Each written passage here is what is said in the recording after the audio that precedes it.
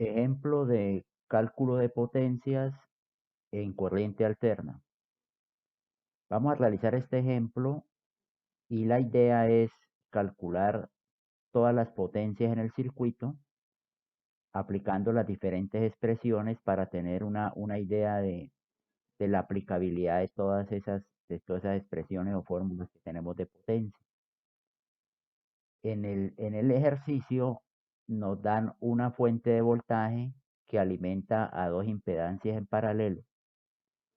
Para el caso del ejemplo nos dan el siguiente dato, que la fuente es de 20 volt a 60 grados.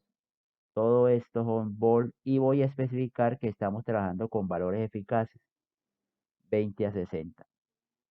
La impedancia Z1, el dato es que es una impedancia de 4 a 30 grados ohm y que la impedancia Z2 es una impedancia de 5 a menos 60 grados ohm. Y la idea es calcular todas las potencias. Cuando hablo de todas las potencias son las activas, reactivas, aparentes, factores de potencia. En las cargas, cuando me refiero a las cargas es a las impedancias Z1 y Z2. En la fuente, en todos los elementos del circuito. Entonces vamos a mirar cómo calculamos toda esa serie de potencias en cada uno de los elementos del circuito. Primero quiero especificar que la carga que yo voy a llamar la carga 1, que obviamente es la que llamamos la impedancia 1. En esa carga nos dicen que esa impedancia es igual a 4 a 30 grados ohm. En ese momento está expresada en forma polar, pero si queremos la podemos pasar en forma rectangular para tener la parte real y la parte imaginaria. En rectangular la impedancia Z1 nos da 3.464 más J2 ohm. Aquí tenemos tanto en forma polar como en forma rectangular los ohm, la impedancia 1. Obviamente la impedancia 1, como por especificar ya que estoy hablando de esa carga, está formada por una resistencia en serie con una reactancia. Es decir, es una carga inductiva, ya sea porque nos fijamos que el ángulo es positivo o ya sea porque nos fijamos que la parte imaginaria es positiva, o sea, estaríamos hablando de reactancia inductiva. Esa impedancia estaría formada por una resistencia de 3.464 ohm y por una reactancia de J2 ohm. Bien, entonces tendríamos por ahora especificando que la carga 1 es una carga inductiva. Hagamos lo mismo para el caso de la carga 2. La carga 2, que es nuestra impedancia Z2, nos dice, esa carga 2 es igual a 5 a menos 60 grados ohm. Es claro que ya al conocer que el ángulo de esa impedancia es negativo, ya sabemos que estamos hablando de una carga capacitiva. Y si ya queremos encontrar cuánto es la resistencia y cuánto es la reactancia capacitiva, la pasamos al rectangular y obtenemos ese dato. En rectangular la impedancia 2 nos da 2.5 menos J 4.33 ohm. Nuevamente tenemos a la carga 2 en polar y a la misma carga 2 en rectangular. Y nuevamente lo que tenemos es que esa carga 2 está formada por una resistencia en serie con una reactancia capacitiva. La resistencia es de 2.5 ohm y la reactancia capacitiva es de menos J 4.33 ohm. El otro dato interesante de las cargas es que quiero que se den de cuenta que el factor de potencia de la carga 1, obviamente como el factor de potencia es el coseno de un ángulo, encontramos que el factor de potencia de esa carga, pues será el coseno del ángulo de ella, que es 30, y eso nos da 0,866. Pero nos falta el apellido. No basta con decir 0,86, pero como sabemos que es inductiva, inmediatamente sabemos que ese factor de potencia es en atraso. Lo mismo sucedería para la carga 2. El factor de potencia de la carga 2 sería el coseno de menos 60. Coloco menos 60 aún sabiendo que el cos de teta es igual al cos de menos teta. Pero bueno, digamos que para tener presente que es el coseno del ángulo de la impedancia. En este caso nos da coseno de menos 60, que es igual a 0,5. Entonces aquí tendríamos un factor de potencia de 0,5. Como es una carga capacitiva, entonces diríamos que ese factor de potencia es en adelanto. Entonces lo anterior es para que se den de cuenta que la fuente está alimentando a dos cargas, una con factor de potencia en atraso y la segunda carga está con factor de potencia en adelanto. Bien, ya tenemos como bien especificadas y bien definidas las dos cargas que alimentan la fuente. Un primer cálculo que vamos a hacer es encontrar la corriente que pide cada carga. Entonces vamos a llamar a la corriente que va por la impedancia 1 o la carga 1 y su 1, y a la corriente que va a pasar por la carga 2 y sus 2. El circuito es relativamente sencillo porque como es un circuito paralelo, conocemos el voltaje a que está alimentado cada carga. Entonces, bajo eso tenemos que la corriente que pide la carga 1 y 1, pues sería igual al voltaje dividido en la impedancia 1. En este caso nos da el voltaje, que es el fasor 20 a 60 grados, lo dividimos por la impedancia 1, que es 4 a 30, y entonces eso nos da que la corriente 1 es un fasor de 5 a 30 grados amperes. Este es el valor de la corriente 1. Para el caso de la corriente 2 aplicamos la misma, sabiendo que I sub 2 es igual al voltaje dividido en la impedancia 2. Esto nos quiere decir que B2, como está en paralelo, el voltaje es 20 a 60 grados, dividido en la impedancia 2, que es 5 a menos 60. Al hacer la división, encontramos que la corriente 2, la que pide la carga 2, será igual a 4 a 120 grados amperes. Esta es la la corriente que pide la carga 2. Conociendo la corriente que pide cada carga, podríamos hallar, haciendo un LSK, toda la corriente que entrega la fuente, que la voy a llamar I. Entonces, haciendo un LSK en el nodo superior, encontramos que la corriente I que entrega la fuente, pues será igual a la que pide la carga 1 más la que pide la carga 2. Entonces, estamos encontrando que la corriente total sería igual a la corriente 1, 5 a 30. Le sumamos la corriente de la carga 2, que es 4 a 120, lo cual nos da como resultado que la corriente total es 2,33 más J 5,96, 5,96. Eso en rectangular, y en polar nos da 6,4, 6,4 a un ángulo de 68,66 grados amperes. Acabamos de encontrar la corriente total que entrega la fuente y obviamente la corriente que está alimentando a las dos cargas.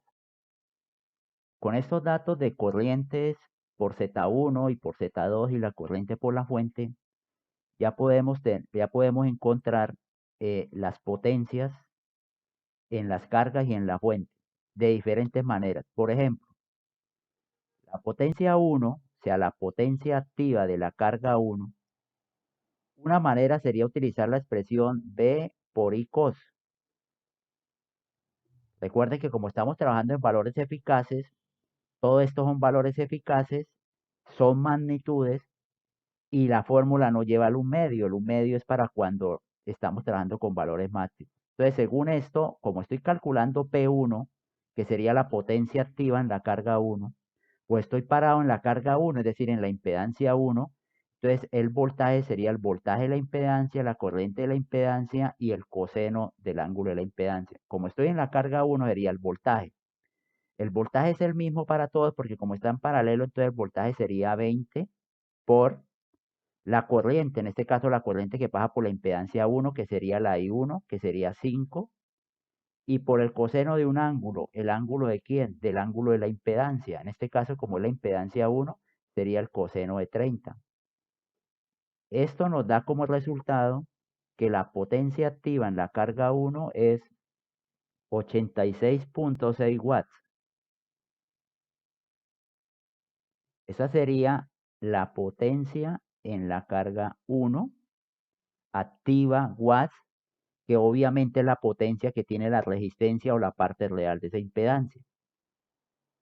Como la idea es trabajarlo de varias maneras, voy a calcular también esa potencia 1, o sea, la potencia activa de la carga 1, la voy a calcular con otras expresiones para que se aprenda o para que se tenga claro cómo es el concepto. Aquí lo hice aplicando la expresión B por I cos.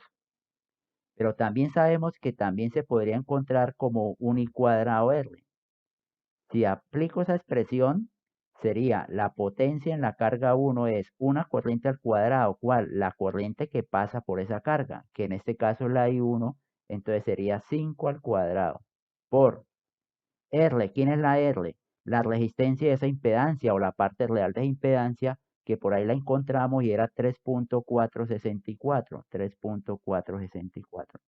Al hacer esa multiplicación de 5 al cuadrado por 3.464, vuelve y nos da que es 86.6 watts. La otra manera es decir, aplicar la expresión voltaje al cuadrado con la resistencia. Esta expresión es interesante porque se presta para que se cometan muchos errores. Como estoy utilizando la expresión B cuadrado sobre R, es porque estoy ubicado parado en la resistencia de la impedancia. O sea, se requiere conocer el voltaje en la resistencia.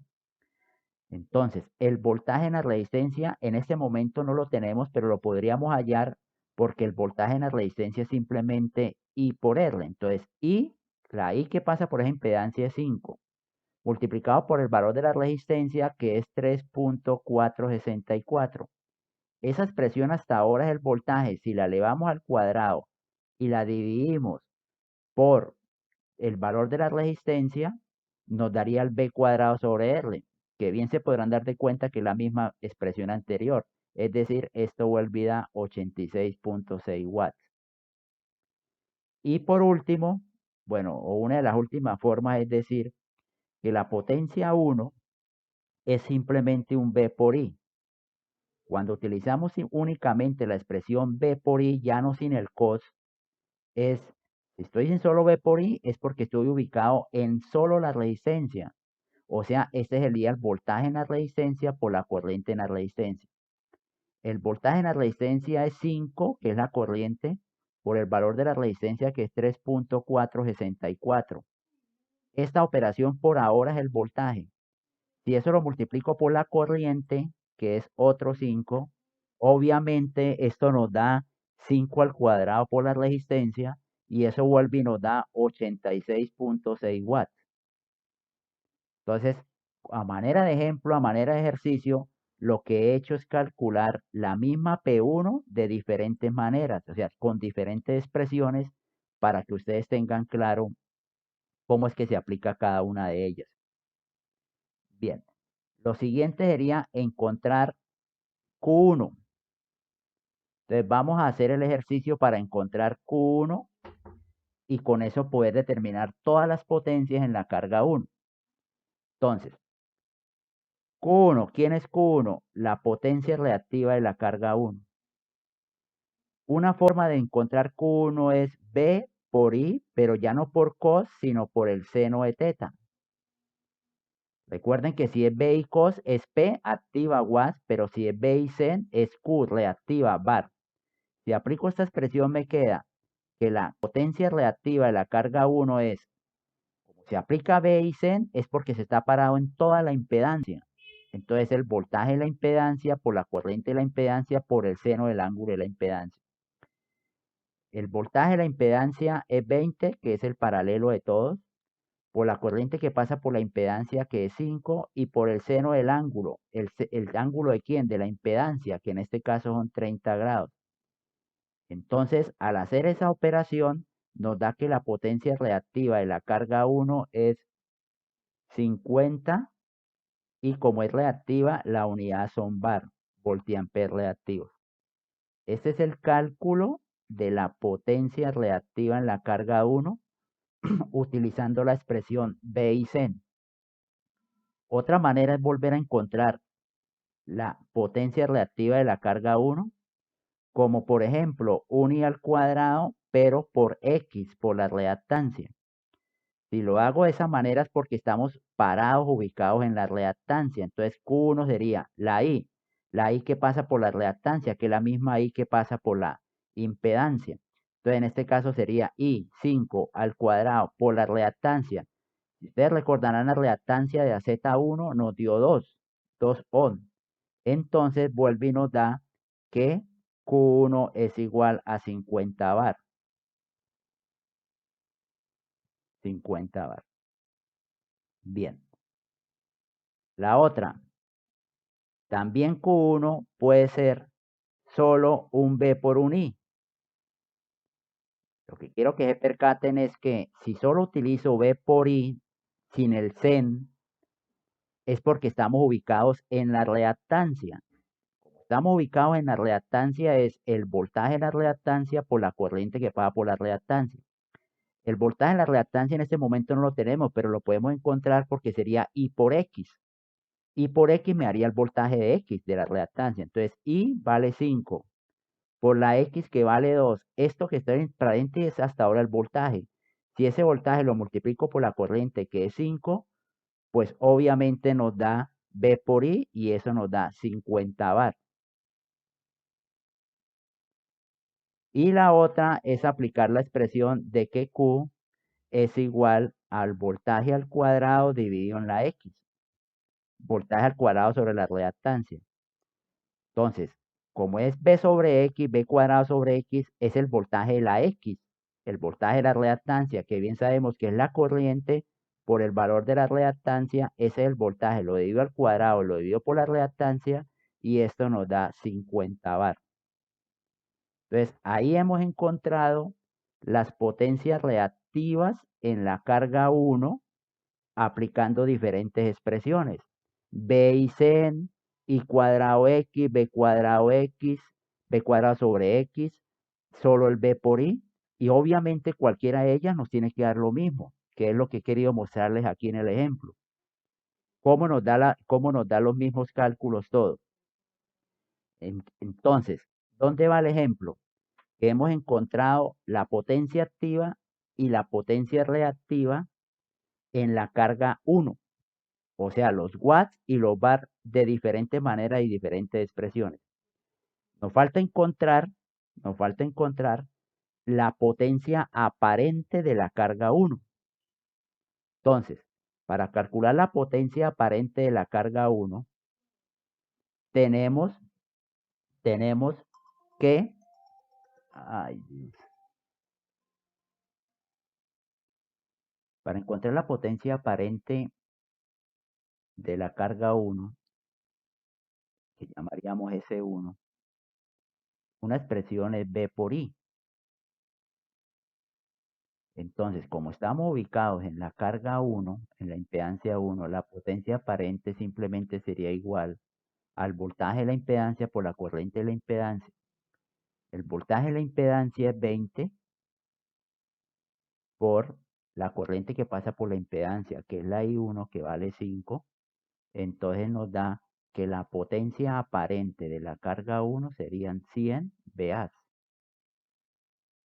y esta sería la potencia aparente de la carga 1.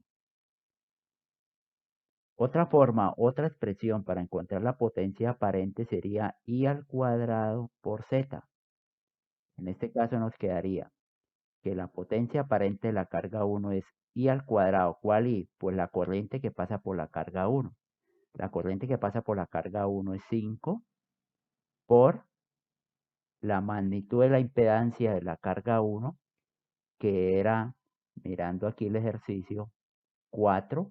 Entonces, por 4 ohm nos da que la potencia aparente de la carga 1 son 100 VA. Y la otra es que la potencia, perdón, la otra forma de la potencia aparente en la carga 1 es un V al cuadrado sobre Z. En este caso, ¿quién es el voltaje? El voltaje que alimenta la impedancia. Entonces, en este caso es 20 al cuadrado dividido en la magnitud de la impedancia, que es 4, y vuelve y nos da que la impedancia 1 serían 100 VA. Entonces son diferentes maneras, diferentes formas de encontrar la potencia aparente. Para terminar el cálculo de la potencia aparente, la otra manera de decir que la potencia aparente puede ser igual a la raíz cuadrada de la potencia activa al cuadrado más la reactiva al cuadrado.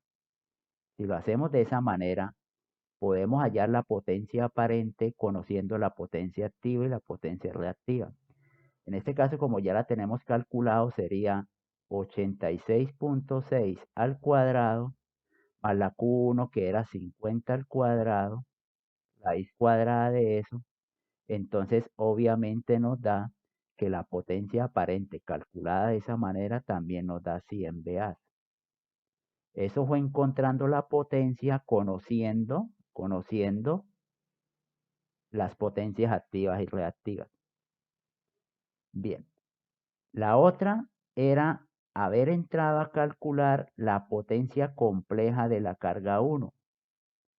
Mire que puedo hallar la potencia compleja de la carga 1 como el fasor B por el fasor I conjugado. En este caso, ¿qué nos queda esa expresión? Que la potencia compleja de la carga 1 es igual. Fasor voltaje. ¿Cuál voltaje? El voltaje que alimenta la carga 1, en este caso la impedancia 1. Por el fasor corriente conjugado, ¿cuál? El de la corriente que alimenta la carga 1. Entonces, mirando el circuito, bien sabemos que el voltaje de la carga 1 es el voltaje de la fuente, que es 20 a 60, y la corriente 1 era 5 a 30. Entonces nos queda voltaje 20 a 60 multiplicado por la I conjugada, pero en este caso sería 5, que es la corriente, menos 30 conjugado.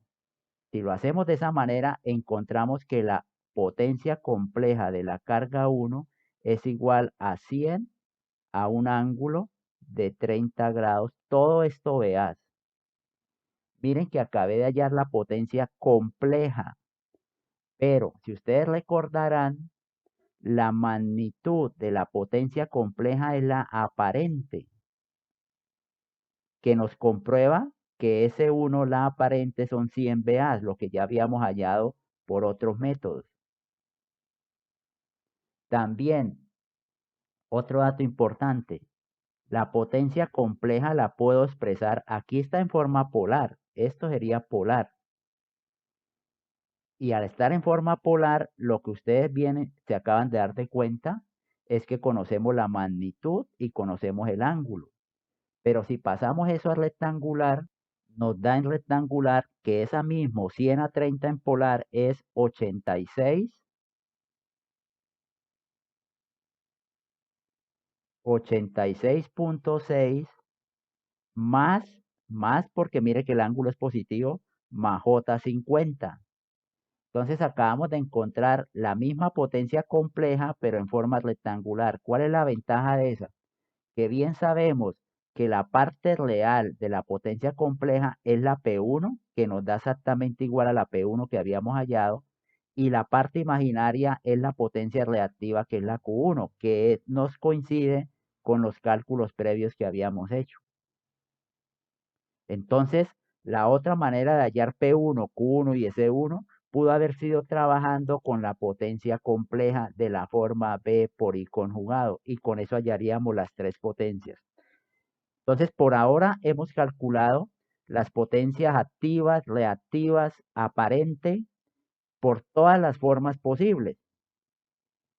Inicialmente calculando P1 en sus varias formas aparte, luego Q1 con sus varias expresiones aparte, S1, y luego mirando que la utilidad y la practicidad de trabajar con la potencia compleja.